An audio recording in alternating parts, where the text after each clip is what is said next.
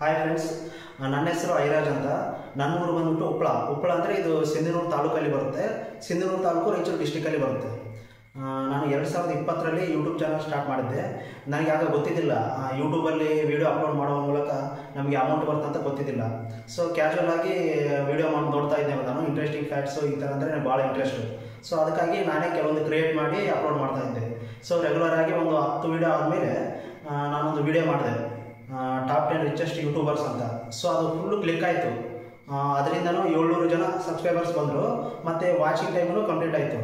ನಿಮ್ಗೆ ಇಲ್ಲೊಂದು ಹೇಳಬೇಕು, ಯೂಟ್ಯೂಬಲ್ಲಿ ಅಮೌಂಟ್ ಬರಬೇಕಂದ್ರೆ 1000 ಜನ ಸಬ್ಸ್ಕ್ರೈಬರ್ಸ್ ಇರಬೇಕಂತೆ, ಮತ್ತು 4000 ಅವರ್ ವಾಚಿಂಗ್ ಟೈಮ್ ಕಂಪ್ಲೀಟ್ ಆಗಿರ್ಬೇಕಂತೆ. ಆದರೆ ಮಾತ್ರ ಯೂಟ್ಯೂಬ್ ಮಾನಿಟೈಸೇಷನ್ಗೆ ಅಪ್ಲೈ ಆಗುತ್ತೆ. ಮಾನಿಟೈಸೇಷನ್ ಅಂದರೆ ಈಗ ವಿಡಿಯೋ ನೋಡ್ತಿರಲ್ಲ, ನೀವು ವಿಡಿಯೋ ನೋಡುವಾಗ ಆ್ಯಡ್ಸ್ ಬರ್ತವೆ ನೋಡಿ, ಆ್ಯಡ್ಸು ಮತ್ತು ಕೆಳಗಡೆ ಕ್ಲಿಕ್ ಮಾಡಿ ಬುಕ್ ಮೈ ಅಂತ ಬರ್ತಾ ಇರುತ್ತೆ. ಸೊ ಅದರಿಂದ ಅಮೌಂಟ್ ಬರ್ತಂತೆ. ನನಗೇನು ಗೊತ್ತಾಯ್ತಿಲ್ಲ, ಸುಮ್ಮನೆ ನಾನು ಕ್ಯಾಶುವಲಾಗಿ ಕ್ರಿಯೇಟ್ ಮಾಡಿದ್ದೆ. ಸೊ ಆಮೇಲೆ ಅದು ಆಪ್ಷನ್ ಬಂದಮೇಲೆ ಮೇಲ್ ಬಂದಿತ್ತು ಯೂಟ್ಯೂಬಿಂದ.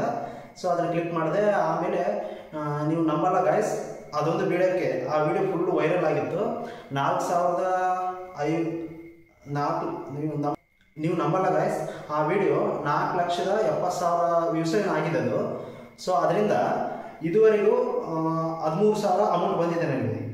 ಸೊ ಒಂದು ವಿಡಿಯೋ ಇನ್ನು 5 ಲಕ್ಷ ರೀಚ್ ಆಗಿಲ್ಲ, ಮತ್ತು ನಾನು ಮಾನಿಟೈಸೇಷನಲ್ಲಿ ಸೆಟ್ಟಿಂಗ್ಸ್ನು ಸರಿಯಾಗಿ ಮಾಡಿಲ್ಲ. ಸೊ 13,000 ಬಂದಿದೆ ಅಂದರೆ ಸುಮ್ಮನೆ ರೆಗ್ಯುಲರ್ ಆಗಿ ಕಂಟೆಂಟ್ ಕೊಡ್ತಾ ಇದ್ದರೆ ಇದರಲ್ಲಿ ಜೀವನ ಇದೆ.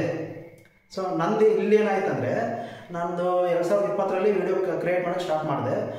ಮತ್ತು ಆಮೇಲೆ ಡಿಗ್ರಿ ಮುಗಿದ ಮೇಲೆ ಎಲ್ಲರೂ ಕ್ಯಾಶುವಲ್ ಆಗಿ ಗೌರ್ಮೆಂಟ್ ಎಕ್ಸಾಮ್ಗೆ ಇಲ್ಲಾಂದ್ರೆ ಬ್ಯಾಂಕ್ ಕೋಚಿಂಗ್ ಹೋಗ್ತಾರಲ್ಲ. ಸೊ ಅದಕ್ಕಾಗಿ ನಾನು ಮತ್ತು ನಮ್ಮ ಫ್ರೆಂಡ್ಸ್ ಎಲ್ಲರೂ ಗೌರ್ಮೆಂಟ್ ಎಕ್ಸಾಮ್ಗೆ ಪ್ರಿಪೇರ್ ಆಗಿ ಸ್ಟಾರ್ಟ್ ಮಾಡಿದ್ವಿ. ಸೊ ಅಲ್ಲಿ ಹೋದ್ಮೇಲೆ ಧಾರವಾಡ ಕೋಚಿಂಗ್ ಹೋದ್ಮೇಲೆ, ಸೊ ಅಲ್ಲಿ ನಿಮಗೆ ಗೊತ್ತಾಯಿದೆ ಗೌರ್ಮೆಂಟ್ ಎಕ್ಸಾಮಿಗೆ ಯಾವ ಥರ ಅಂತ, ಸ್ಟೆಬಿಲಿಟಿ ಇರೋಲ್ಲ. ಇದ್ರೂ ನೇಮಕಾತಿ ಅಲ್ಲಿ ಅಕ್ರಮ ಆಯಿತು ಇಲ್ಲಿ ಅಕ್ರಮ ಆಯಿತು ಅಂತ ಬರೀ ಇದೇ ಕತೆ ಅವ್ರದ್ದು. ಸೊ ಅದಕ್ಕಾಗಿ ನಂದು 2 ವರ್ಷ ಟೈಮ್ ವೇಸ್ಟು. ಮತ್ತು ಆಮೇಲೆ 1-1.5 ವರ್ಷ ನಾನು ಬೆಂಗಳೂರಲ್ಲಿ ಕೆಲಸ ಮಾಡಿದೆ, ಪ್ರೈವೇಟ್ ಕಂಪ್ನಿಯಲ್ಲಿ ಕೆಲಸ ಮಾಡಿದ್ರೆ ಅಲ್ಲಿ ಇದು ವಿಡಿಯೋ ನಾನು ಅಪ್ಲೋಡ್ ಮಾಡಬೇಕಿತ್ತು.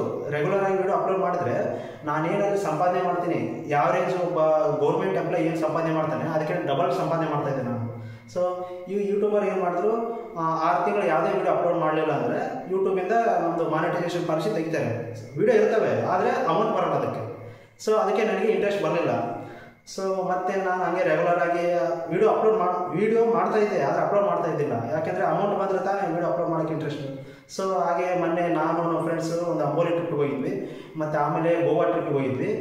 ಅದನ್ನು ನಾನು ವಿಡಿಯೋ ಅಪ್ಲೋಡ್ ಮಾಡಿದೆ. ವಿಡಿಯೋ ಅಪ್ಲೋಡ್ ಮಾಡಿದ್ಮೇಲೆ ಮೊನ್ನೆ ಏನು ಅದು ಯೂಟ್ಯೂಬ್ ಪಾಲಿಸಿನ ಅಪ್ಡೇಟ್ ಮಾಡಿದ್ದಾರಂತೆ. ರೆಗ್ಯುಲರ್ ಆಗಿ ನಂದು ಅದು ವಿಡಿಯೋ ನೋಡಿ ಈಗ ಮಾನಿಟೈಸೇಷನ್ ಆನ್ ಮಾಡಿದ್ದಾರೆ. ಸೊ ಅದಕ್ಕೆ ನಾನೇನು ಥಿಂಕ್ ಮಾಡಿದ್ದೇನೆ ಅಂದರೆ, ಈಗ ಇನ್ಮೇಲಿಂದ ರೆಗ್ಯುಲರ್ ಆಗಿ ವಿಡಿಯೋ ಅಪ್ಲೋಡ್ ಮಾಡ್ಬೇಕಂತ ಅಂದ್ಕೊಂಡಿದ್ದೀನಿ. ಸೊ ಅದಕ್ಕೆ ನೀವು ಸ್ವಲ್ಪ ಸಪೋರ್ಟ್ ಮಾಡಬೇಕಷ್ಟೇ. ನಾನು ಯಾವ ಥರ ವಿಡಿಯೋ ಅಪ್ಲೋಡ್ ಮಾಡ್ತೀನಿ ಅಂದರೆ, ಟಾಪ್ 10, ಟಾಪ್ 5, ಮತ್ತು ಇಂಟ್ರೆಸ್ಟಿಂಗ್ ಫ್ಯಾಕ್ಟ್ಸು, ಅನ್ನೋನ್ ಫ್ಯಾಕ್ಟ್ಸು, ಬಯೋಗ್ರಫೀಸು, ಈ ಥರ ಏನೋ ಇಂಟ್ರೆಸ್ಟಿಂಗ್ ವಿಡಿಯೋಗಳ ಬಗ್ಗೆ ಮಾಡ್ತಿರ್ತೀನಿ ನಾನು. ಇಂಟ್ರೆಸ್ಟಿಂಗ್ ಟಾಪಿಕ್ಸ್ ಬಗ್ಗೆ ವಿಡಿಯೋ ಮಾಡ್ತಾ ಇರ್ತೀನಿ. ಸೊ ನೀವು ಸ್ವಲ್ಪ ಸಪೋರ್ಟ್ ಮಾಡಬೇಕಷ್ಟೇ. ವಿಡಿಯೋ ನೋಡಿ ಇಷ್ಟ ಆದರೆ ಲೈಕ್ ಮಾಡಿ, ಒಂದು ಕಮೆಂಟ್ ಮಾಡಿ.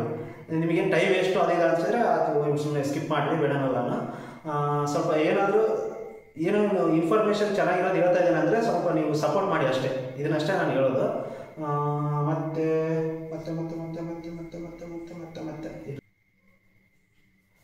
ಬಡವರು ಮಕ್ಕಳನ್ನ ಬೆಳೆಸಿ ಫ್ರೆಂಡ್ಸ್.